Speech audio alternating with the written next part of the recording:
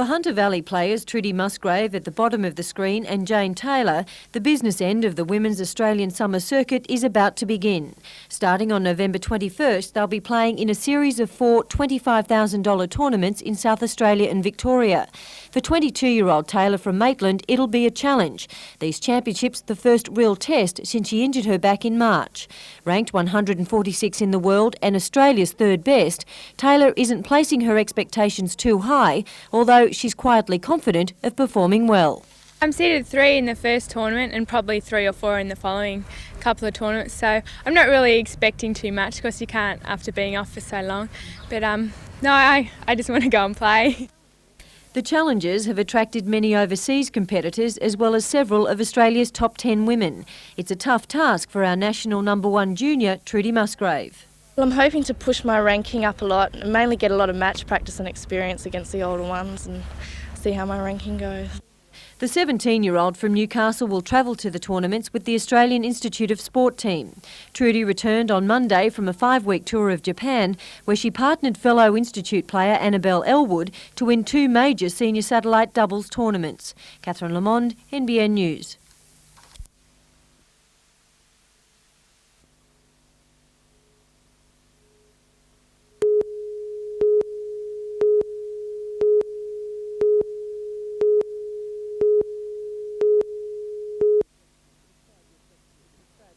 It's a sad reflection of the times. Farmers forced to seek answers to the drought at a meeting in Dungog, when the only solution is rain.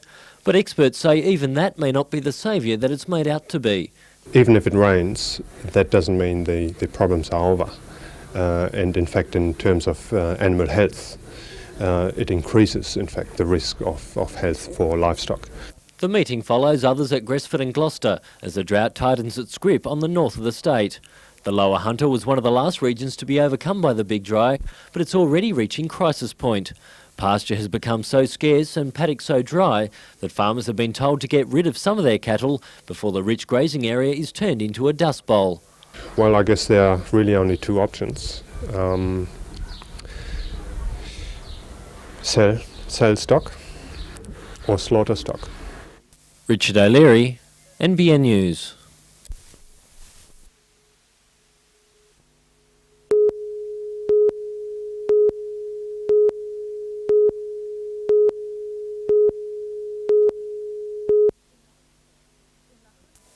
In the Hunter, services were held throughout the region.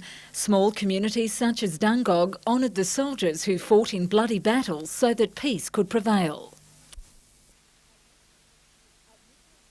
At Newcastle Civic Park, young and old took time to remember the historic event that was to end all world wars.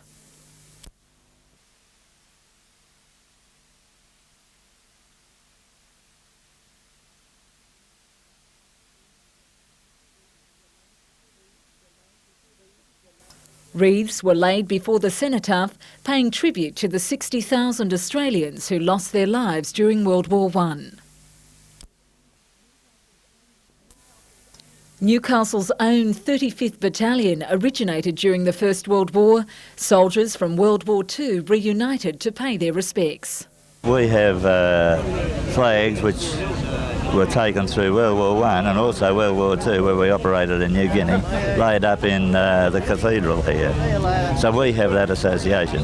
Well, I think it's very important to remember that the sacrifice that was made by soldiers in both wars to ensure our freedom in the future.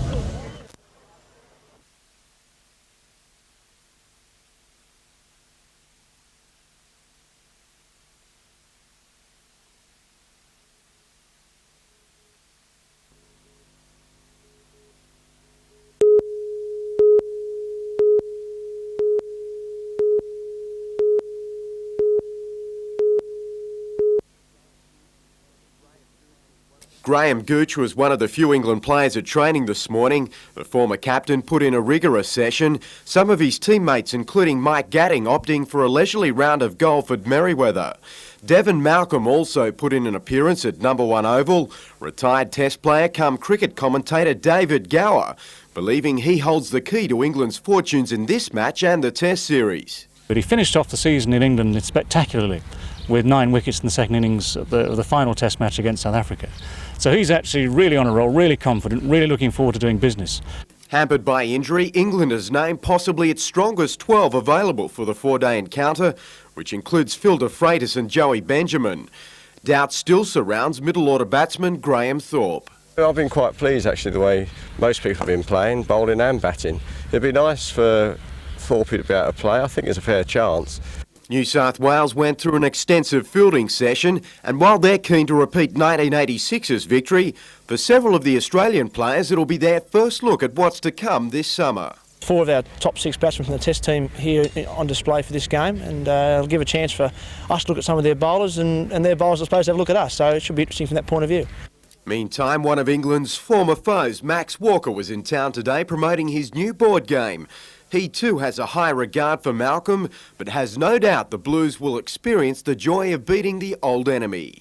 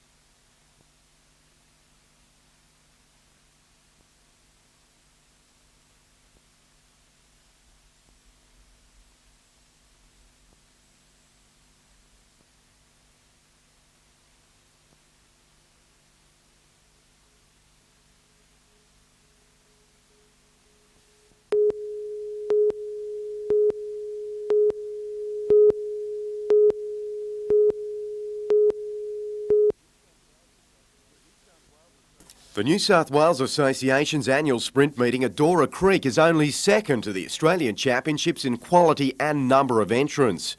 Institute of Sport teams from several states attended, but it was Barcelona Olympian Steve Wood who upstaged his younger opposition in the K1s, then almost made it a double in the K4s, with his Queensland Institute crew finishing second behind the Australian Institute. In surfing, the blustery conditions marred the opening day of the Breakaway Classic at Bar Beach. In the open event, local Simon Robinson will go into tomorrow's final as one of the favourites after a strong performance in round 1, while Trent Munro is expected to be amongst the leading juniors. And in soccer, the Adamstown Rosebuds' 9-goal thrashing of Singleton was one of the highlights in last night's second round of the Toohey Summer Sevens at Austral Park. Dudley Redhead was also a big winner over the Western Bears, while Edgeworth and Highfields continued their outstanding form with 5 and 4 goal victories respectively.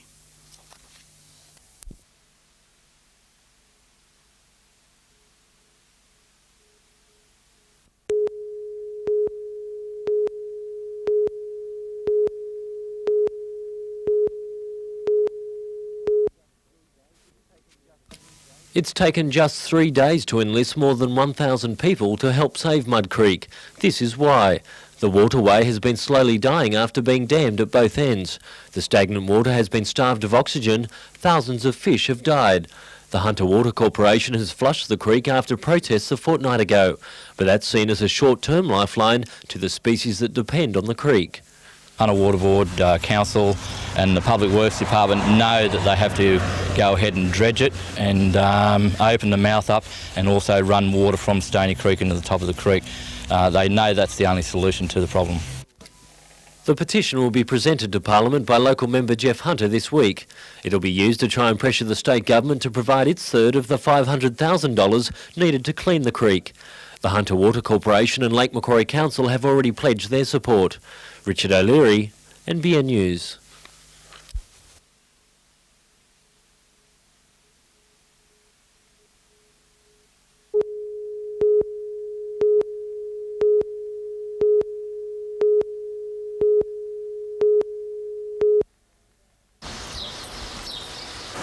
How's that? Okay? Come, here we go. There.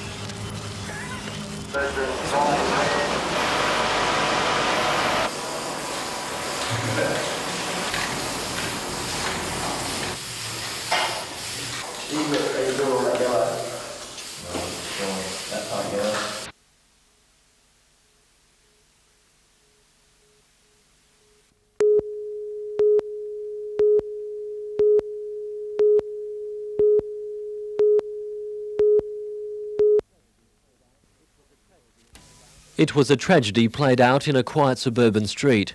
A 10-year-old boy fighting for his life as traffic passed by, oblivious to the situation. Bystanders, including a doctor, helped an ambulance officer as he tried to revive the boy. The youngster was still unconscious when paramedics arrived more than 5 minutes later. They managed to revive the patient, but his condition was still critical, with head, abdominal and leg injuries. The boy was stretchered into a waiting ambulance before being flown to John Hunter Hospital. He was pronounced dead shortly after. Police have interviewed the female driver of the vehicle and investigations are continuing. Richard O'Leary, NBN News.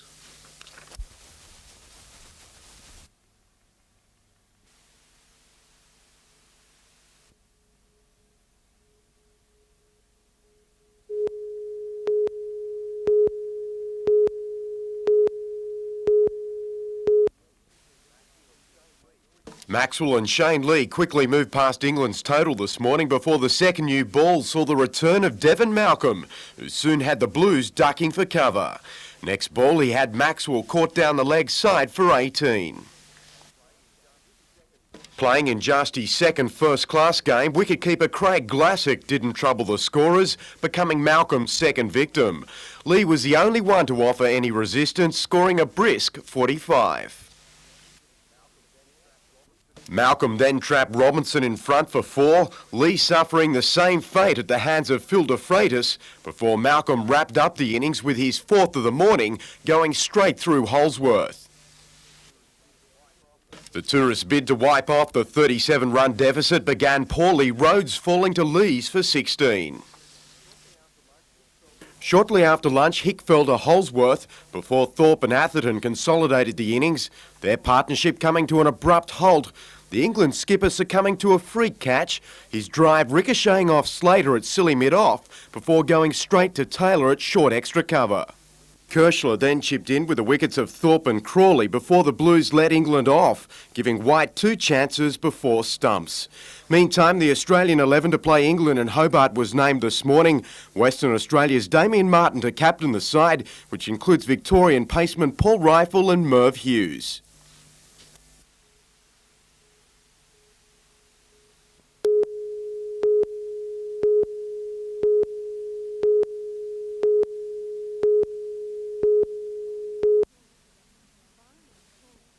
Firemen called to the Hunter on Hunter Hotel this morning smashed windows to get access to the fire. They were hampered by thick smoke which spread through the building. The owner frantically called for assistance, fearing someone was trapped in one of the rooms. Breathing apparatus was used to gain entry. No one was inside. There are only 5 people living in the hotel at the moment. Fortunately, no one was injured. Mark Butcher and another resident were at the beach when the blaze broke out. It's just unfortunate that we weren't here. We might have been able to help in some way. As part of Newcastle Council's crackdown on fire safety, it had ordered the Hunter on Hunter to upgrade its smoke detector system. This had been partially completed when the fire broke out. The fire started in the front section of the Hunter Street on the first level and was confined to that room. The cause of the fire is still being investigated. Jane Anderson, NBN News.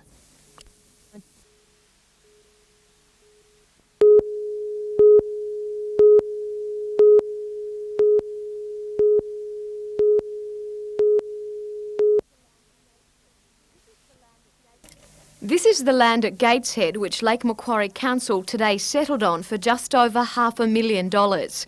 Tenderers will now be called to begin preliminary site studies, and once that's completed, interested builders and operators will be asked to apply. While the exact cost of the project is still to be determined, Council believes it will be around $2 million. There is a chance Council could build and operate the site itself.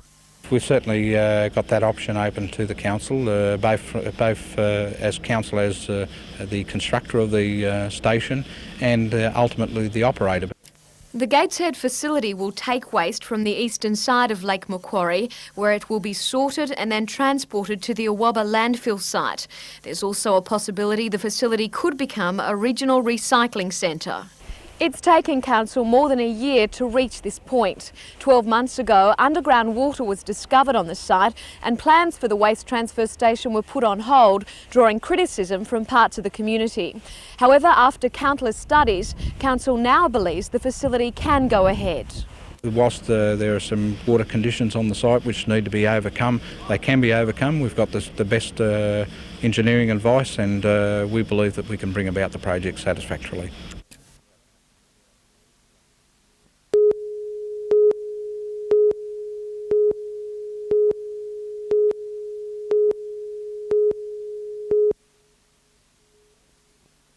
Washing the car in the street could be a thing of the past. If soapy water runs into the stormwater drain, an owner could have to pay an on-the-spot $200 fine. Car owners probably need to look at the way they wash their cars, the location they wash their cars, so that surface water runoff and nutrients contained within the detergents don't wash down to the stormwater. Newcastle Council suggests a number of alternatives, such as using a commercial car wash. Car Lovers in the city filters its water and is connected to the sewage works where it's further treated. If you don't want the extra cost, wash the car on the grass or in a neighbour's yard. The aim of the exercise is to improve the water quality in our creeks and river systems.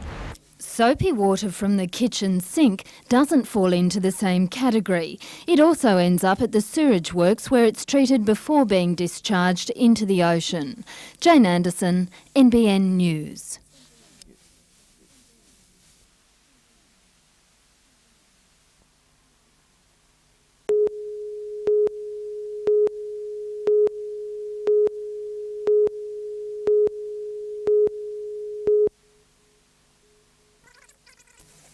The head of Australia's coal union, John Maitland, emerged from the meeting buoyed by the talks.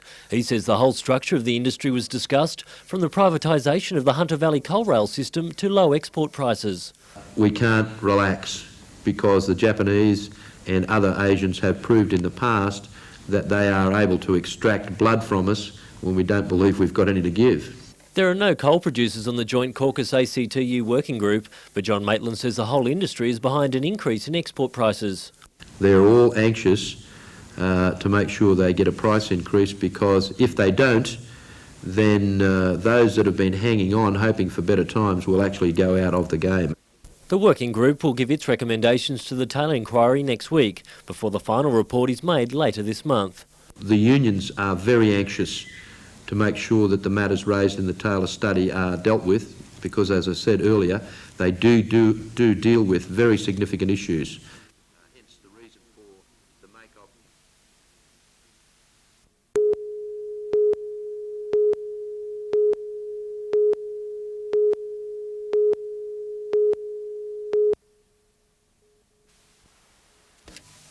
It emerged like a ghost from our nation's past, the young Endeavour finishing the final leg of a 10-day voyage from Sydney.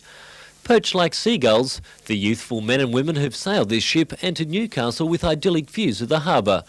They're just 24 among hundreds of Australians aged between 16 to 23 who've enjoyed the Young Endeavour youth scheme.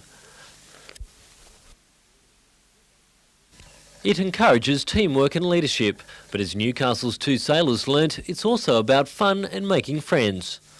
Seeing the dolphins out on the bow, going to a couple of spots that we stayed, it was beautiful, like Jarvis Bay down there, that way, it was really good. The best part, I think, was going up a loft for the first time. It was pretty scary for the first time, but after that it was good. The Young Endeavour sails back to Sydney on Monday. Richard O'Leary, NBN News.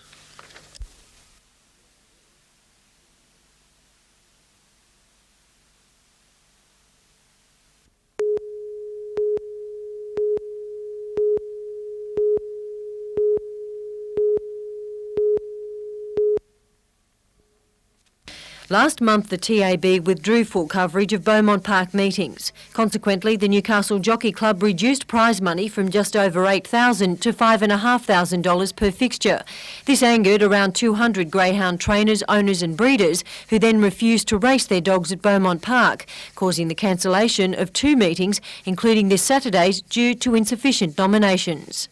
At a crisis meeting last night, Newcastle Jockey Club board members voted unanimously to close the track after December 3rd if greyhound trainers, owners and breeders decide to continue their boycott of Beaumont Park. We can't go from week to week wondering whether we're going to get enough nominations for 2 races, 4 races or a full program. It's not fair to anyone. We're not asking for the increase at the moment. We're only asking for the prize money levels as of October the 15th to be restored. Recently, the NJC offered to increase prize money per meeting by $1,000. That was rejected by the Greyhound Group. Tonight, its 7-member committee will discuss its next step. Resolutions from this meeting will be put to members on November 27th. We haven't got 10 races on December 3. There's no longer greyhound racing at Beaumont Park until such time as the board makes a definite decision what to do, or whether the board feels that at some time later in the year, or if ever, racing would be viable again there.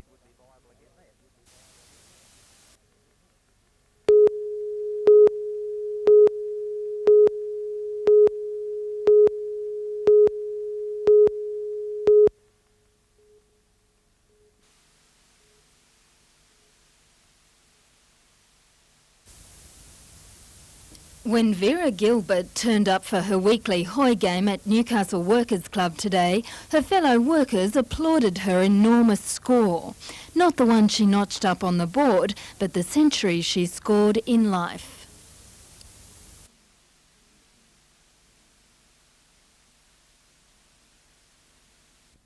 Vera turned 100 last week.